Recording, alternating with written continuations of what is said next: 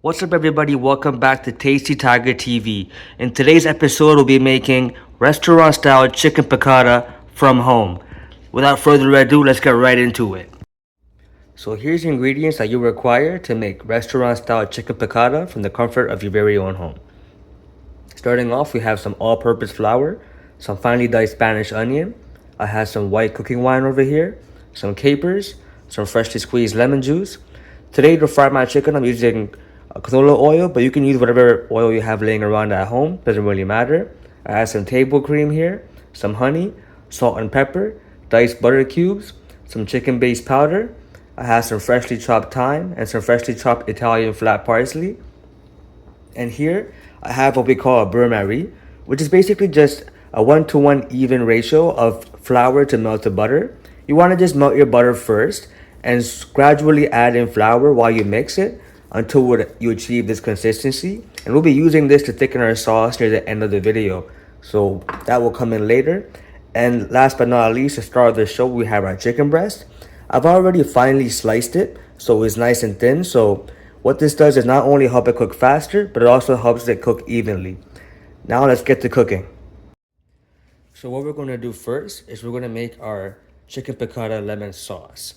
So I have my little saucepan over here. It's just been warming up at about medium-low heat. I'm going to go in with a few cubes of our unsalted butter. I want to give that a little twirl in there. Now, I don't want to burn my butter. I just want to melt it.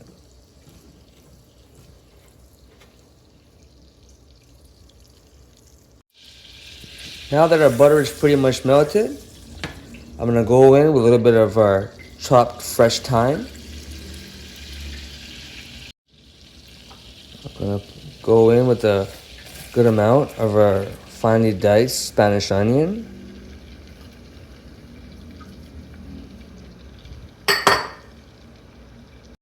I'm going to turn the heat up to medium. Just give that a little mix. And just let it start to caramelize the onions a little bit. So it's been about 5 minutes now, and our onions and thyme have been slowly simmering away. And that's what you want, because you don't want to burn the butter, because that will change the color of the sauce and also affect the flavor of it too. So you want to just cook the onions in the butter, and you should be able to smell the butter the whole time, and it shouldn't be like a burnt smell.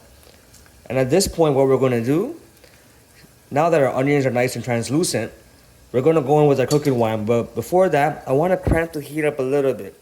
So when my wine goes in, I really get a nice deglaze on the pan as well. Now that our pan is nice and hot, we're going to go right in with our white cooking wine. And once our wine is in, we want to just swish it around the pan a little bit. And now we can turn the heat down to medium. And we want to just let the wine reduce to about half its original volume. Now that our wine has reduced by about half its original amount, I'm going to go in with our freshly squeezed lemon juice.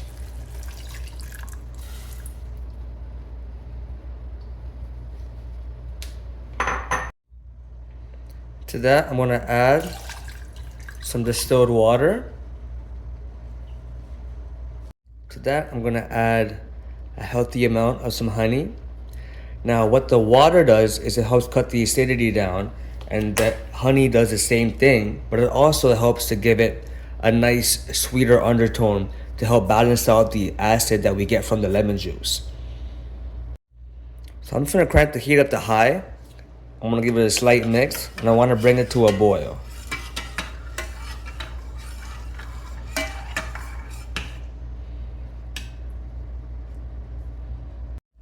Now that it's come to a boil, you want to turn the heat down to low medium and just let that slightly reduce.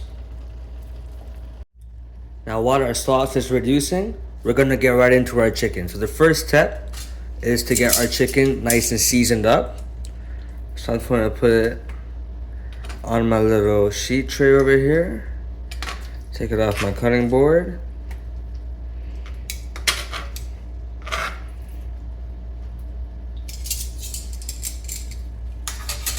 go in a healthy amount of salt.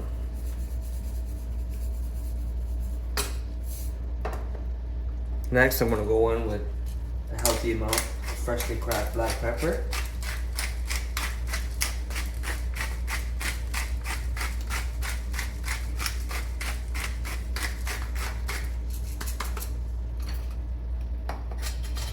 Then we're gonna turn our chicken over and get the other side just as seasoned up as well.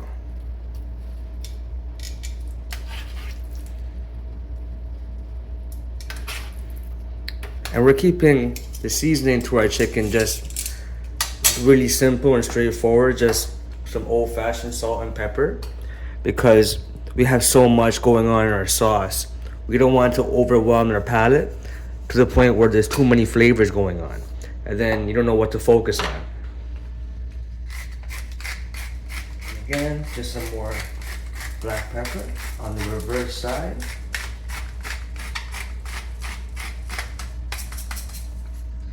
Next, we're gonna get these dredged up with some flour and start frying. Next, I'm gonna add, just to bring out a little bit more flavor, touch of our chicken stock base.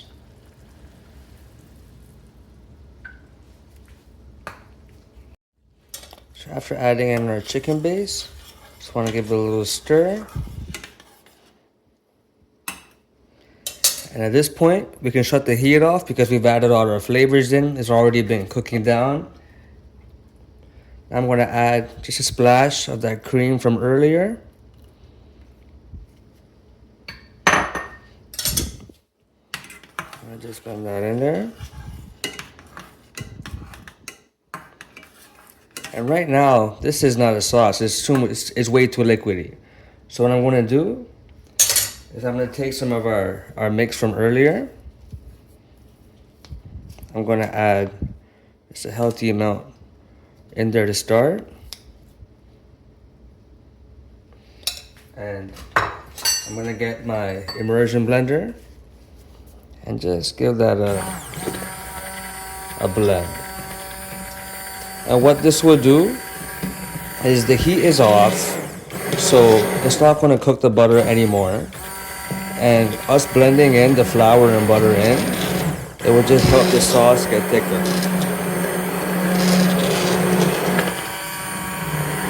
And you can already see the sauce is already getting much thicker than what we had before. So I'm going to just keep giving a little mix.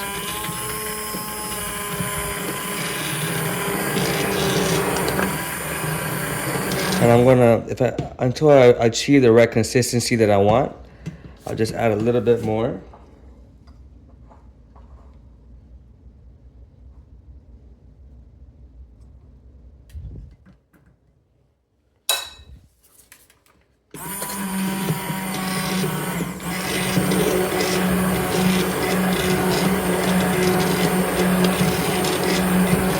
And what this does is, it just makes the sauce so much richer.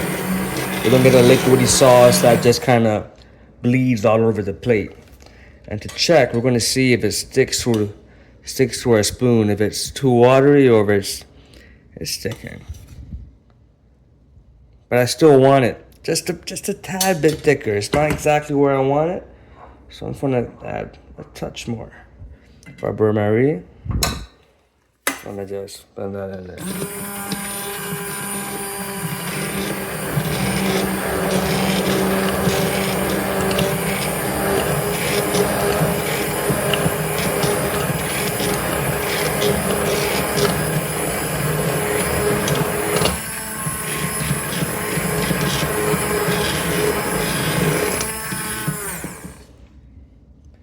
There you have it, guys. You can see the sauce is already much thicker.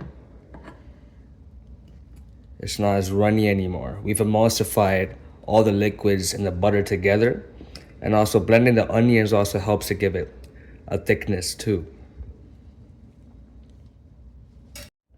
Next, for a finished sauce, we're gonna go in with our capers.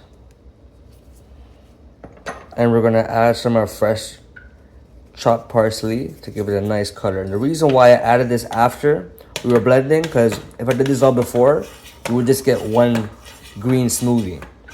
And I want the parsley in there so we can see the vibrant green.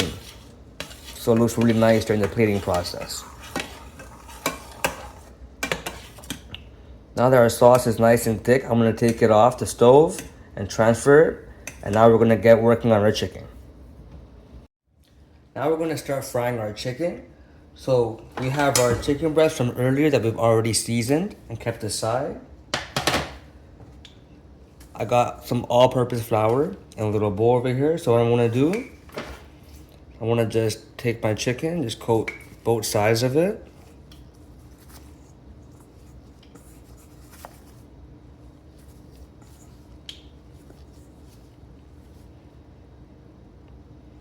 That's gonna just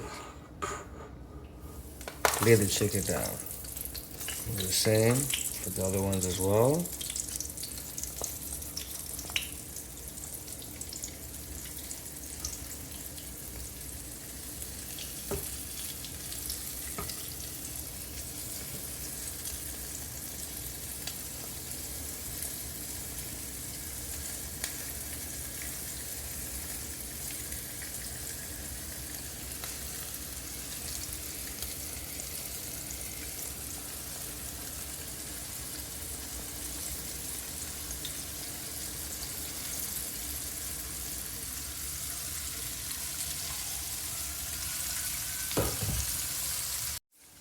So the reason why I dredge my chicken in flour is what the flour does is once the chicken doesn't have the flour over it, when it hits the hot oil, what's going to happen right away is all the moisture from that chicken is going to run away and go right into that oil.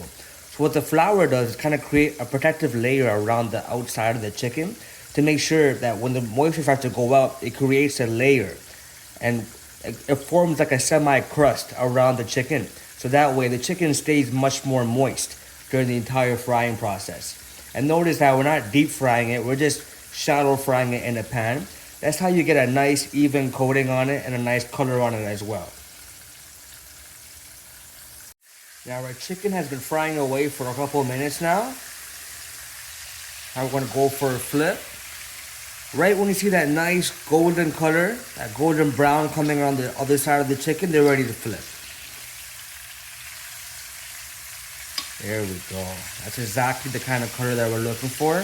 You don't want to burn the flour because that's when it gets bitter.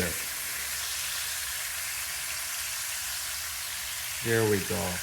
This way we're cooking the chicken, we're ensuring that everything is getting cooked evenly, but we're also getting a nice crust on the outside of it. And there's no breadcrumbs involved. Strictly just all-purpose flour.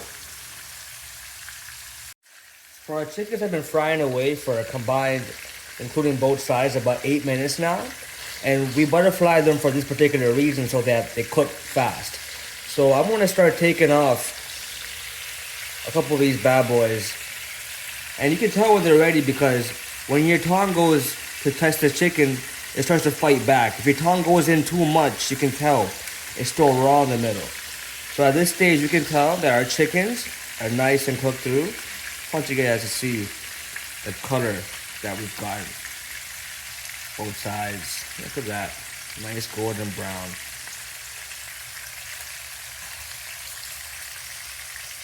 Alright everybody, now that our sauce is ready and our chicken has been cooked, we're gonna start plating.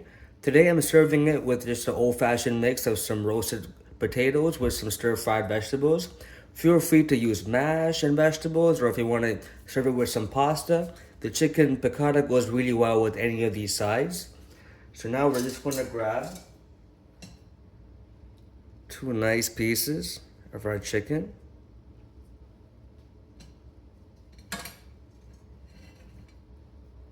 And I find that when I kind of crisscross them, they stay better. And now, I'm just gonna get some of my sauce and just ladle some of that right over that chicken.